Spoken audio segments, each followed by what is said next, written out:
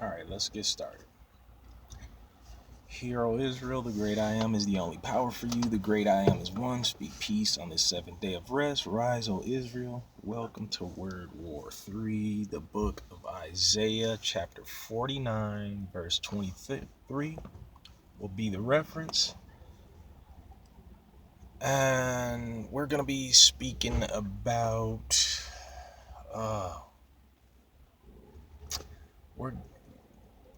let's say the consent of the governed. The consent of the governed. Well, let's say that's the title of our reading today. So thank you for joining us. Let's go. Now, folks, the Declaration of Independence holds the consent of the governed. It's to be a certain truth. The consent of the governed is to be a certain truth for those who practice or live under the Constitution of the United States.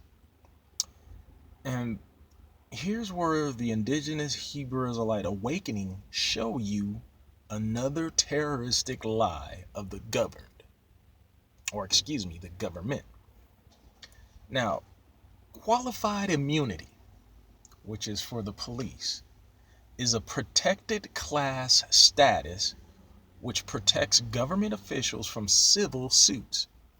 Remember that word, civil. It's a protected class status which protects government officials from civil suits.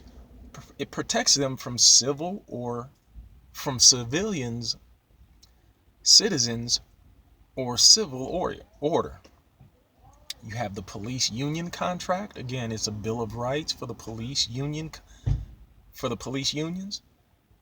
And again, these people, you'll see it on YouTube. They'll say that they are civil servants. But what you don't know is that they are also they have a protected class status, such as Statute 50A of the New York Police. It is a secrecy over police records, or they can erase the misconduct or the records of misconduct from a certain police or even government officials. But again, these are the people that are arresting you and sending you to a court of law to stand up to the wrongs that you have done. But these immunities are erasing their records so that they can maintain the face of the general public or the face of the government, maintain a good face in front of the government.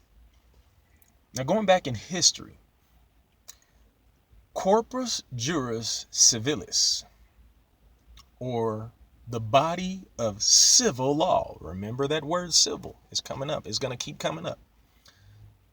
Civil law. Now, in 529 AD, that's 529 Anno Dominus, which is, after Christ. This body of civil law, Corpus Juris Civilis, was headed by Eastern Roman Emperor Justinian. Now, folks, this is a law to control a person's body, aka slavery. Today, the government uses words such as to destroy the average civil order civilian. These words are left wing, liberal, freedom, states' rights, sovereign citizen. And before I go on, sovereign citizen is a misnomer. It doesn't exist, because you can't be a citizen and a sovereign at the same time. Those two words are far apart from each other. And the last one, cultural revolution. These words the government uses so that they can point a finger at somebody who they believe is doing wrong. But need I remind you patriots out there, the Constitution is set up by we the people, not the government. So the government shouldn't be using laws to protect the government. It should be using laws to protect we the people. Let's keep going. James the Fourth and the First, aka James Charles Stewart, which is the King James who had translated your King James Bible.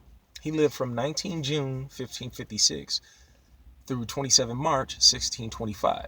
Now he wrote The True Law of Free Monarchies, and in it was explained to his world the divine rights of kings. During his lifetime and that of his successful heirs to the English throne, assassination was on the minds of his subjects. They were trying to kill him. And lo and behold, we now have the United States, which, they separated themselves from the English throne. Today, under the Greco-Roman or Democratic Republic law system, you'll find provisional government. You'll also find what is called ceremonial rule of kings and queens. The Zulu meaning heaven's people or the people of heaven. The Empire of Japan and England are examples of royal rule made subject to Greco-Roman law. Royalty made subject to Greco-Roman law. It's not just in America, but it's worldwide, folks. Royalties made subject to Greco-Roman law. Democratic republic system. This stuff is spread worldwide. Now, bicameralism or a divided house is actually Satan against Satan.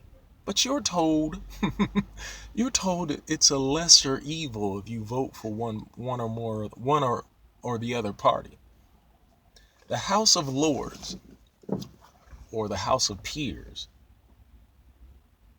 was the higher parliament system, or is the higher parliament system in England. The House of Commons of England is like, the nobles and knights, and they are the lower parliament, and this is where it comes from. They are the lower parliament, which is in England. And you have the Virginia Company and its Declaration of Rights. They broke their contract. It was a company. Before the United States became the United States, it was a company. And they broke their contract with the Virginia Company, the Virginia Declaration of Rights. From there, you get all these slave codes, the Barbados Slave Code of 1661 of England, the Code Noir, or the Black Code of France, 1742. And that one was used to promote Catholicism or Christianity among the slaves. And you have the New York Slave Code, which is the Dutch Jewish slave code of 1702. And again, the Dutch Jewish people in the early portions of America, they were in control of New England. And they were the ones that were like funding, the slave ships and all that stuff from the beginning, or before the United States became a country. Now, the Berlin Conference of 1884 used to de-indigenize. Let me say that again. De-indigenize, or the removal of indigenous status from Africa. And they brought on the civil laws of European powers. Again, the partition of Africa was done by imperial royal colonization. Now, here's an excerpt from The Travels in the Interior of Africa, and it was written by the Calvinist Christian explorer Mungo Park. And on page 409 of his work, he's speaking about Negroes, quote, "They are content, they say, to follow the precepts and examples of their forefathers," unquote. Another excerpt from the same book, Travels in the Interiors of Africa, by Mungo Park, page 467, quote, "Negroes are in possession, among others, of an Arabic version of the Pentateuch of Moses. It's called the Tareta La Musa, also Zambora Dawidi, which is the Psalms of David, and the Lingieli La Isa, which is the Book of Moses. Now, from there, folks, Isaiah chapter 18, verse 1, they would have read beyond the rivers of Ethiopia, what we read in English. But in Arabic, they would have read Ma'awarar,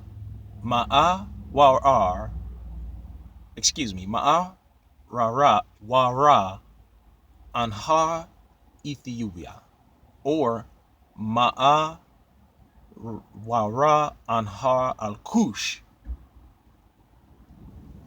Folks, these pre-colonial Africans would have known Isaiah was calling on Afro-Asiatics scattered in Africa to awaken. Reading in Arabic, they would have known this. They would have known this. It's the same river this most famous explorer traveled, leaving us his memorial. Today, people are still being awarded the Mungo Park Medal, yet Christianity withholds such information. Detribalization is the process by which persons who belong to a particular indigenous ethnic identity or community they are detached from that identity or community through the deliberate efforts of colonizers and or the larger effects of colonialism. Immunity in the Constitution? Nope. But title of the Nobility Clause, Article 1, Section 9, Clause 8 of the United States Constitution forbids a title of nobility. But there is an immunity status. There's an immunity statute, 18 U.S.C. subsection 6002. It's unconstitutional, but they still use it. Here we go. California Court Rules, Rule 5.548, granting immunity to witnesses. Immunity is a title and privilege. Let's sum this up. Final note, here we go. When a so-called black person runs from the police, they do not consent to be governed. They are not consenting to the police. A government or governing beast system which shoots them in the back, they will use this unconstitutional practice of immunity to murder those who do not consent to its terror.